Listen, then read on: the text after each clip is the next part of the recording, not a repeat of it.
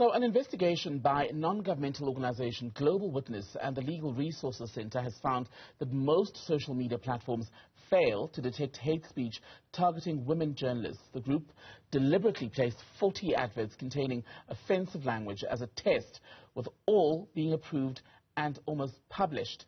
Legal Resources Center candidate attorney Kamal Harvey joins us now to talk more about this. Kamal, a very good evening to you. We're grateful for your time on News at Prime. Let's go firstly to the basics. What prompted you to launch this investigation, this test of the social media platforms? Good evening, and thank you for having me. So to jump straight into why we did the investigation, as we all know, next year, in a few months' time, we're going to have our election, and one of the most important parts about an election process is the campaigning process. And quite often, especially in recent times, a lot of that campaigning, and not just in South Africa, happens on the social media, on the online space. And so what we wanted to test is whether or not the kind of campaigning or the general kind of just sort of advertising on these social media websites were going to be held to the same constitutional standards that we are in general public. So earlier in this year, we did a similar investigation where we tested xenophobic hate speech. And as you've mentioned, now we've done one now where the hate speech was directed towards women journalists. And yes. Pardon me.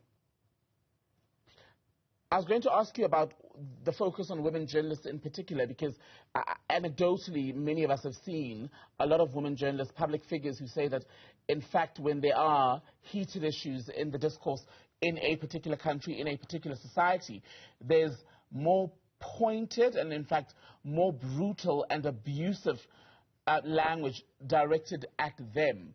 Have you been able to understand why it is? Does it all come down to patriarchy, misogyny, etc.?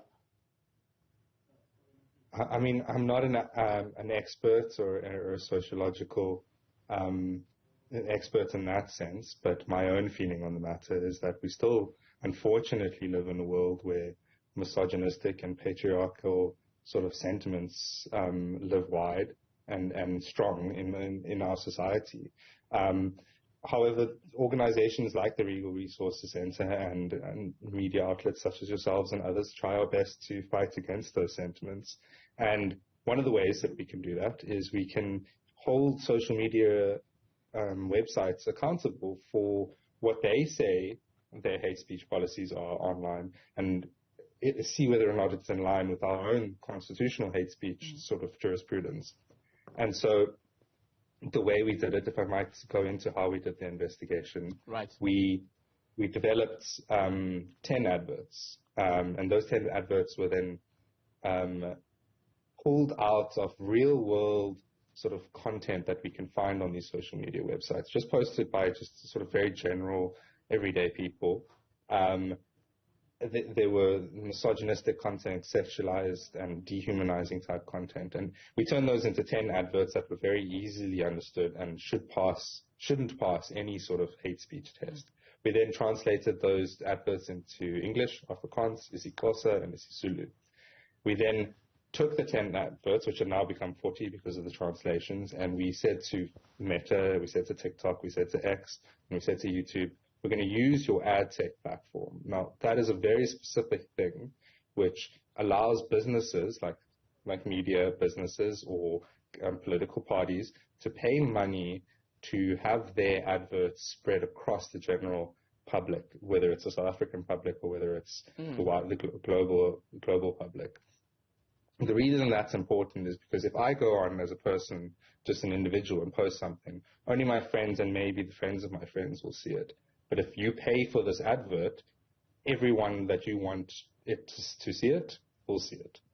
And it should, because of that specificity, it should be held to a higher standard, right, especially if you reach people without their consent. And I want to talk to the issue of the higher standard because, as you say, you ran this test across multiple social media platforms.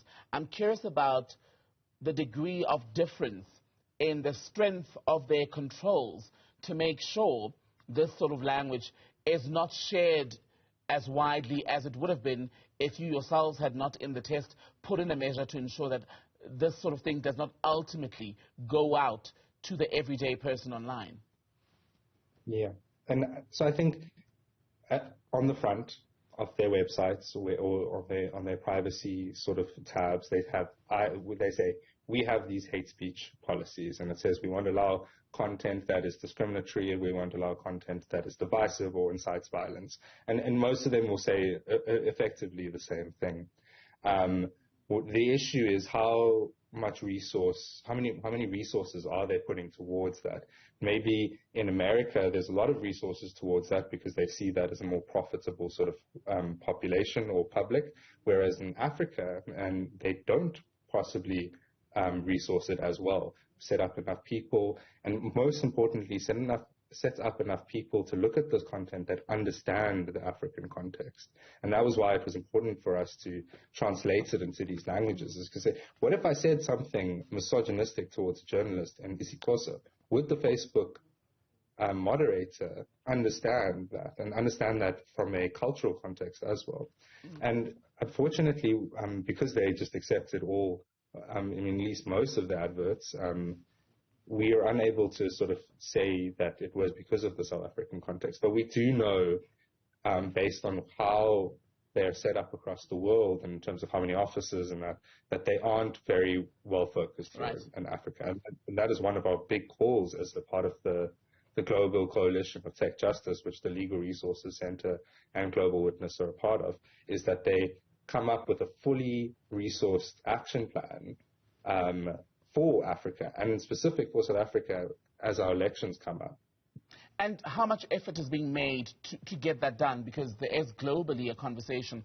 Even now, Elon Musk with X, there's a current controversy about the use of the platform, especially with harmful intent, etc. So in trying to get those controls ready for us here as a domestic user base, where are we in doing that? We're going there very slowly. We're trying to have, our organizations are trying to have the conversation with them so that we can do it collaboratively. And unfortunately, X and formerly Twitter, they don't have an office here in Africa or South Africa, and so it's very difficult to get hold of them. And so we haven't had a response for them on the findings of our report. Facebook gave us a very sort of generalized one when we did our first investigation earlier in the year, and they just said we flagged these adverts and we will get rid of them. Unhelpful because we'd already taken them down ourselves. We wouldn't have allowed them to go to the public. We just wanted to see whether or not they would accept it. So their response was a non-response. Google didn't respond to us, and TikTok came back to us with the longest response in comparison.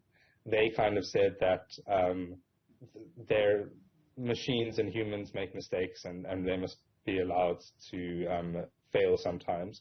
However, they did say that they have a moderation team that speaks 70 languages and dialects, which include English, Afrikaans, isiXhosa, and isiZulu. And they said that their African-based TikTok community has grown and that they have taken action to fully resource it in some way.